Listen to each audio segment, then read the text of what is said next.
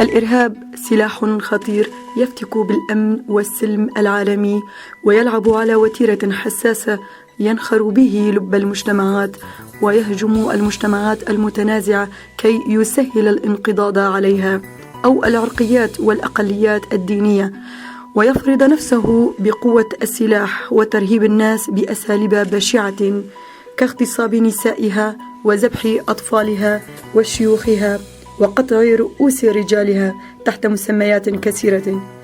ومن بين هذه الأقليات هي الأقلية الدينية اليزيدية، الذين تعرضوا إلى أبشع أنواع الإرهاب في هذا العصر، على الرغم أنهم تعرضوا لفرمانات وهجومات كثيرة على مر التاريخ. من هم الأيزيديين؟ ولماذا هم بالتحديد يتعرضون لهجومات وفرمانات على مر العصور؟ وما هي معاناتهم؟ كل هذه الأسئلة نناقشها في هذه الحلقة. أعزائنا المستمعين، أهلا بكم في حلقة جديدة من برنامجنا الأسبوعي آيات وقضايا، ونناقش فيها موضوع الإرهاب مع أحد شيوخ الديانة الأيزيدية الشيخ خلف بحري. وقمنا بزيارة إلى مخيم نوروز لمقابلة الشيخ هكاري أحد شيوخ الديانة الأيزيدية. دعوني أرحب بضيوفي الكرام. أهلا بكم جميعا في برنامجنا، وسأبدأ مع الشيخ خلف بحري. فضيلة الشيخ خلف، هل بإمكانك أن تقول للمستمعين من هم الأيزيديين؟ نحن الأيزيدية حسب تقاليد ومعتقداتنا أول الناس عبد الله الواحد الأحد. نحن نقول أزداي باك خالقي ليل ونهار قبل آلاف السنين. ديننا متسامح ضد القتل، يحب السلام ويحترم الإنسانية، وهذا دليل عندنا دعاء نقول يا ربي يا خدي، يا ربي يا خدي تو هفتيه دم لتا بستريني هشي هزيار خلياقت وباشيمة. إذن في الدعاء أنتم تقولون ربي احفظ 72 قوما و80,000 مخلوق. بل هذا دعانا، هذا دعانا. وهذا يدل ان احنا نحب السلام ونحب الناس، مثل أشون نحب ديننا وقوميتنا ومبادئنا، نحب جميع الناس والمخلوقات. في هذا الدعاء أنتم تطالبون بالخير للناس جميعا ومن بعدهم أنتم؟ نعم. ما الإرهاب من وجهة نظر الديانة الأيزيدية؟ الإرهاب بالنسبة للديانة الأيزيدية، ديننا هسه أنا قلته ضد القتل، ضد القتل، حرام قتل الإنسان. هذا الإرهاب ضد الإنسانية، ضد كل الديانات. هم يقولون يسمون باسم الإسلام، حشا هم بعيدين عن دين الإسلام. دين الإسلام هم اللي يحب السلام والخير للناس. هذول ضد كل الديانات وكل القوميات، هذول بريئين من الديانة، هذول ضد الإنسانية. الدين هذا حرام. هو الله سبحانه وتعالى هو يقدر يحاسب الناس، هو يقدر يحاسب الناس، مو الإنسان يحاسب الإنسان. الله خلق الكل. هم يريدون استغفر الله، استغفر الله، يمشون يقولون الله قال هيش استغفر الله، استغفر الله. الله يقدر يحاسب الناس. إذا واحد عنده شيء مو زين الله يحاسبه، ما يصير إنسان يحاسب إنسان. لماذا الأيزيديين تحديدا يتعرضون لفرمانات وهجومات من قبل الغير؟ هذا الفرمانات يجي على الأيزيدية، هذا مو أول فرمان. جانا فرمانات 73 فرمان قبل هذا الفرمان. هذا الفرمان فرمان 74. هذا الفرمانات خاصة الأيزيدية، يجون الأيزيدية أولا يريدون يغيرون جنسية مال الأيزيدية، أولا يريدون جنسية مال الأيزيدية والإبادة مال الأيزيدية. الله خلقنا، الله خلقنا، الله يقدر يحاسب، الله يقدر يحاسب. أمرنا لله، هذا قسمتنا. ما أدري هذا كل 100 سنة، كل 100 سنة 120 سنة قبل هذا الفرمان جانا 124 سنة جانا فرمان قبل هذا الفرمان، نفس هذا الفرمان. نحن الأيزيدية ما نغير هويتنا بحياتنا، ولا نعوف ديننا ولا لساننا، لا لساننا ولا ديننا. هذا مبدأنا. نموت خلي نموت.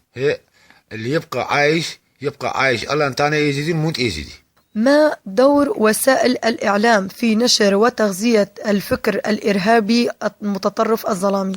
دور الإعلامي دور قوي. الإعلاميين هذولا يدافعون عن الإرهاب ويحشون من جانب الإرهاب مثل الإرهاب هذولا هم ضد الإنسانية وبريئين من كل الديانات.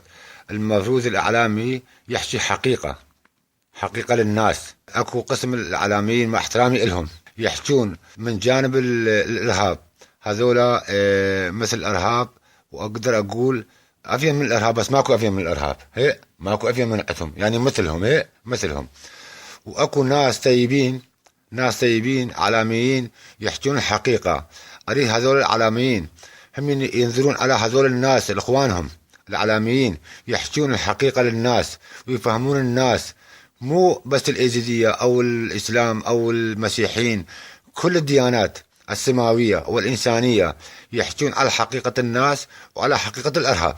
برأيك ما الوسائل الممكنة للوقوف بوجه هذه الجماعات الإرهابية المتطرفة بالوقت الحاضر؟ برأيي أنا كشخص يزيدي كل الديانات الموجودة على وجه الأرض، يزيدي مسيحي مسلم أي ديانات موجودة، سابئي علوي شيعي سني، القوميات يكاتفون إيد بالإيد مثل إخوان، ما يقولون هذا يزيدي وهذا مسيحي وهذا مسلم وهذا سني وهذا شيعي وهذا علوي، ما يقولون هذا. كلنا إنسان الله خلق الكل، نكاتب مثل إخوان ونقف ضد هذول الإرهاب المتطرفين ضد الإنسانية والديانات السماوية. هل هناك من رسالة أو نداء تود أن توجهه لأحد كان أو منظمة معينة أو دولة محددة عبر هذا البرنامج؟ أنا يزيدي أناشد نداء إلى إمام الكعبة عبد الرحمن والمفتي جامع الأزهر ينطي فتاوي يحرم قتل الناس الأبرياء والأقليات مثل الإيزيدية وغيرهم. وأنادي إلى جميع المنظمات الإنسانية والخيرية والمجتمع الدولي يساعدون الأقليات الإيزيدية ويساعدون الأقليات الإيزيدية، وهم يناشدون الناس يساعدون الأقليات الإيزيدية. ماكو شيء ما سوا براسنا، أخذوا نسواننا أخذوا بناتنا، قتلوا شياب عمرو 195 سنة إلى 120 سنة، قتلوا أولاد عمرو سنة أقل من سنة، ذبحوا مثل عشان تذبح طلي ذبحوا هذا كل ديانات حرام. أريد هذول المنظمات يهتمون ويناشدون الناس ويهتمون بالإيزيدية. شيخ نوري، هل بإمكانك أن تتحدث عن الهجمة الشرسة الأخيرة التي تعرضتم لها من قبل الجماعات المتطرفة ذات الفكر الإرهابي الظلامي؟ ما حدث كان أمرا لم يكن أمرا غريبا، لأن هذه الديانة الإيزيدية تعرضت عبر تاريخها إلى إبادات جماعية كثيرة، والمذكورة منها 73 فرمان. إن هذا الفرمان رغم كون الديانة الإيزيدية ديانة توحيدية ديانة سماوية، فإنها تعرضت لأبشع الفرمانات عبر تاريخها الطويل، وكان أهداف هذه الفرمانات سببها كان دينيا، ومثل بقية الفرمانات كان هذا الفرمان فرمانا ذات طراس وأهداف الغاية منها تغيير الهوية الدينية للإيزيدية. وأن ما حدث في هذا الفرمان حدث ما لم يحدث من أمور بشعة ما بعد الحرب العالمية الثانية. حدث أشياء مريبة، حدثت أشياء بشعة بحق الإيزيدية، من قتل الأطفال واغتصاب وأخذ النساء كسبايا وغنائم الحرب من قبل الجهات المتطرفة الذين ما يسمون أنفسهم بجماعة الدولة الإسلامية في العراق والشام. وهذه الجماعة استهدفت الإيزيدية بالذات، وقبلها استهدفت المسيحية بشكل مخالف لما حدث، لأن ما قاموا به ضد المسيحية أمرهم بتغيير ديانتهم أو هجرة المنطقة في مدينة الموصل وضواحيها. بينما الذي حدث في سنجار حدث بشكل مخالف أو مغاير لها. ما هي الممارسات التي قاموا بها في قريتكم، مدينتكم، منطقتكم؟ هل لك أن تتحدث عنها؟ إنما حدث في الآونة الأخيرة في قضاء سنجار وبقراها وأريافها والمجمعات السكنية بتاريخ 3/8/2014 من قبل الجماعات الإرهابية المتطرفة التي تسمى بداعش أو الدولة الإسلامية في العراق والشام، قاموا بجرائم بشعة بحق اليزيدية في هذه المنطقة، خاصة قضاء سنجار. بصراحة بتاريخ 3/8 ما بعد منتصف الليل أو ما بعد الساعة 2 صباحا كنت نائما، سمعت بدوي الطلقات النارية وأصوات الRPG أو الهاونات من كانت تجري اشتباكات ما بين قوات داعش، ما بين جماعات داعش والأفراد اليزيدية في المناطق التي حدث فيها في بداية الأمر. إنما حدث لم نكن نتوقع ما سيؤول إليه الأمر. بصراحة حدثت أشياء انتظرنا إلى حد الساعة 7:30 في صباحا، فرأينا وسمعنا بانسحاب الجماعات التي كانت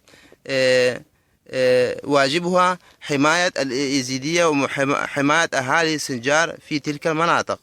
بعد سقوط بعض القرى اليزيدية والمجمعات في أيدي الجماعات الإرهابية في ذلك اليوم، نزحت جميع اليزيدية وما هناك من أفراد غير اليزيديين نحو الجبل، باتجاه الجبل. استقرنا في الجبل لمدة يتجاوز 3 أيام.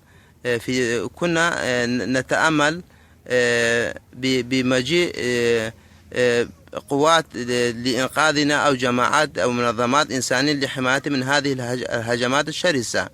وقد سمعنا بوصول جماعات داعش إلى تلك المناطق التي يتواجد فيها النازحين، قاموا بقتل النساء واغتصاب النساء وأخذهن إلى بشكل مجامع إلى مناطق بعيدة.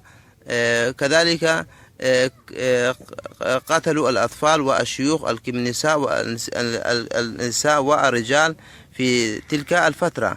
أيضا استشهد الكثير من اليزيدية في ذلك الوقت، فقد طلبوا من اليزيدية في ذلك الوقت بالرجوع إلى قراهم ومكان تواجدهم. وكان هذه اللعبة أو سياسة لجأ إليها الجماعات الإرهابية في تلك الفترة، لأنهم كانوا يحاولون إقناع المواطنين اليزيديين وغير اليزيديين باللجوء إلى مناطقهم لغرض إقناعهم بذلك، وبينما أتوا به لم يكن سوف لن يكون هناك ضرر يمس اليزيدية. فما حدث كان عكس ذلك، تورط الكثيرين من الناس فأخذوهم جماعات داعش إلى مناطقهم وأخذوهم كغنائم أو سيطروا خاصة النساء والأطفال. وعدد النساء اللواتي أخذهم جماعة داعش يبلغ عددها 3000 امرأة وفتاة يزيدية لحد هذه الإحصائية تم التوصل إليها بشكل تام. أنت كشخص من الديانة الأيزيدية، ما الإرهاب من وجهة نظر الديانة الأيزيدية؟ الإرهاب كاصطلاح الإرهاب في مفهوم الإرهاب أصبح هذا المفهوم متداولا في الآونة الأخيرة في الشارع العراقي. في لم يكن هذا المفهوم متداولا قبل 10 سنوات إلا بعد 11 سبتمبر. كمفهوم الإرهاب بالنسبة للإيزيدية يعني القيام بجرائم أو أعمال عنف وقتل وصلب ونهب ضد الإنسانية والمؤسسات الإنسانية وفي المجتمع الإنساني. أن الإيزيدية ترى الإرهاب بأنه أي فرد يقوم بعمل إجرامي خارج إرادة الله. هذا من المفهوم الديني. العمل الإرهابي ليس بالضرورة أن يكون قتل إنسان، فإن حتى القيام بأعمال تؤذي الحيوان أو النبات هذا هم يعتبر عمل إجرامي إرهابي في نظر الإيزيدية، وهذه مشكلة بل معضلة لا يمكن معالجته، لأن هذه المشكلة وهذه نتائج هذه الإبادة لها نتائج مأساوية، وأنها سببت مشاكل نفسية واجتماعية وحتى أقليمية في المنطقة.